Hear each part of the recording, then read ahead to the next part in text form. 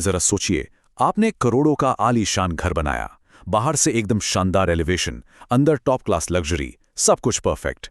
लेकिन जैसे ही मौसम की पहली भारी बारिश आती है, सब कुछ बर्बाद हो जाता है। वो खूबसूरत घर नहीं, बल्कि उसके ठीक नीचे की जमीन एक भयावह खतरा बन जाती है। ऐसा क्यों होता है? आज के इस एक्सप्लेनर में हम इसी खतरे के पीछे छिपे साइंस की गहराई में जाएंगे।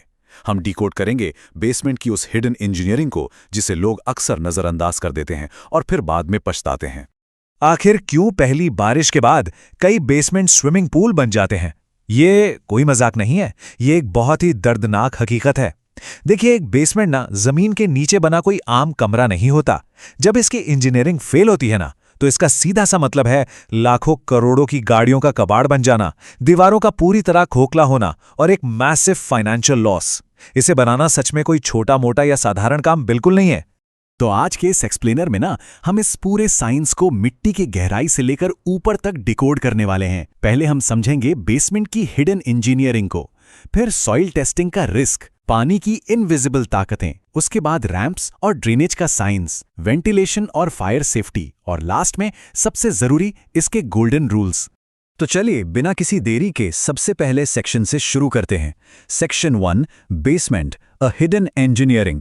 आप देखिए, सेक्शन 2 है सॉइल टेस्टिंग और एक्सकवेशन। किसी भी बेसमेंट की स्टार्टिंग यहीं से होती है और सबसे बड़ी और अनदेखी गलतियां भी ना यहीं पर होती हैं। असली खतरा तो जमीन खोदने के साथ ही शुरू हो जाता है। होता क्या है, अक्सर लोग बिना प्रॉपर सॉइल टेस्ट किए ही एक्सकेवेट करना यानी खोदना शुरू कर देते हैं, और इसका नतीजा मिट्टी का अचानक धंस जाना, आसपास की इमारतों का हिल जाना या गिरना, और वर्कर्स के लिए जानलेवा हादसे। लिटरली ये सबसे डेंजरस फेज है। इसीलिए साइट सपोर्ट के लिए शोरिंग और पानी निकालने के लिए डी वाटरिंग पंप्स का होना एब्सोल्यूटली नॉन नेगोशिएबल है।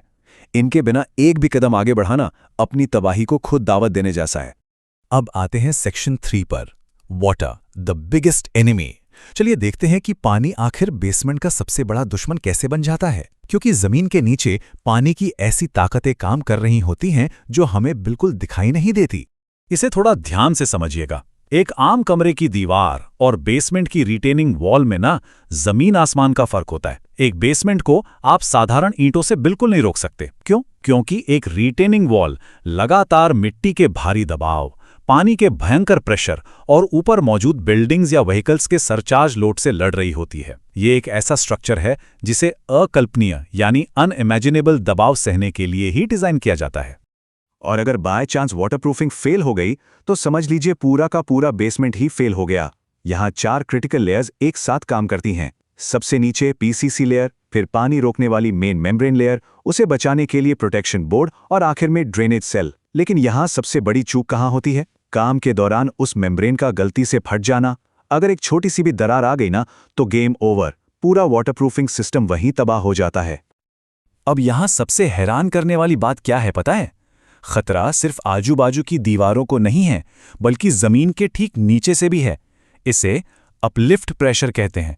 ये ग्राउंड वाटर की वो इनविजिबल ताकत है जो बेसमेंट के फर्श या स्लैब को पूरी ताकत से ऊपर की तरफ धकेलती है, बिल्कुल किसी गुब्बारे की तरह।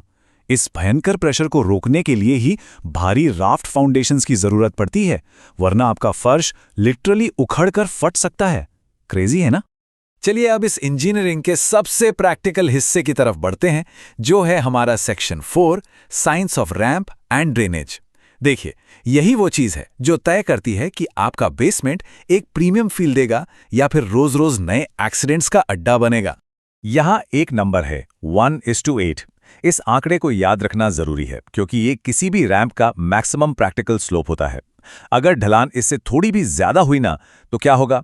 लंबी सेडान कारों का बम्पर जमीन पर रगड़ेगा, बड़ी एसयूवी कारें हवा में उछलेंगी, और बारिश के मौसम में तो गाड़ियां आउट ऑफ कंट्रोल होकर स्लिप करेंगी। सीधे शब्दों में कहें तो ये एक बहुत बड़ा और डेंजरस डिजाइन फेलियर है। अब आते हैं दूसरे नंबर पर, 2.4 मीटर्स। ये सेफ हेडरूम की एक एब्सोल्यूट मिनिमम रिक्वायरमेंट है बेसमेंट के अंदर। बहुत बार क्या होता है, इंजीनियरिंग की एक छोटी सी भूल की वजह से सीलिंग बीम को थोड़ा ज्यादा नीचे छोड़ दिया जाता है, और इसका नतीजा बड़ी गाड़ियां या डिलीवरी वैन सीधा उस बीम से टकराकर बेसमेंट में फंस जाती हैं। एक छोटी सी गलती और कितना बड़ा नुकसान।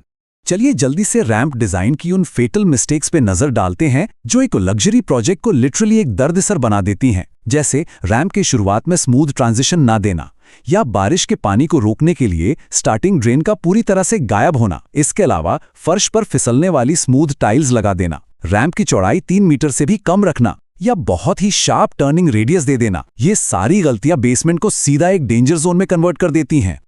ओके, अब हम आते हैं अपने 5वें सेक्शन पर, सेफ्टी, वेंटिलेशन और फायर।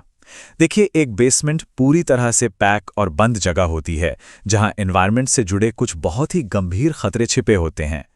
अगर वहां का वेंटिलेशन थोड़ा सा भी खराब है तो जल्दी ही वहां धुआं, जहरीली गैसेस और भयंकर बदबू जमा हो जाती है। लेकिन इससे भी ज्यादा खौफनाक खतरा पता है क्या है? आग। बेसमेंट में लगने वाली आग ना सबसे ज्यादा जानलेवा होती है, क्योंकि वहां से भीषण गर्मी और धुआं बाहर निकल ही नहीं पाते। इसीलिए वहां sprinklers, fire alarms, smoke detectors और एक जबरदस्त एग्जॉस्ट सिस्टम होना कोई लग्जरी नहीं है। ये वो क्रिटिकल लाइफ सेवर्स हैं जो प्रैक्टिकली जिंदगी और मौत के बीच का अंतर तय करते हैं, फॉर श्योर। और अब हम इस एक्सप्लेनर के आखिरी और सबसे जरूरी पड़ाव पर हैं, सेक्शन 6, गोल्डन रूल्स और कंक्लूजन।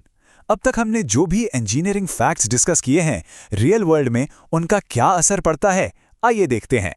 इसको एकदम क्लियर तरीके से समझने के लिए एक रियल साइड स्टोरी सुनते हैं।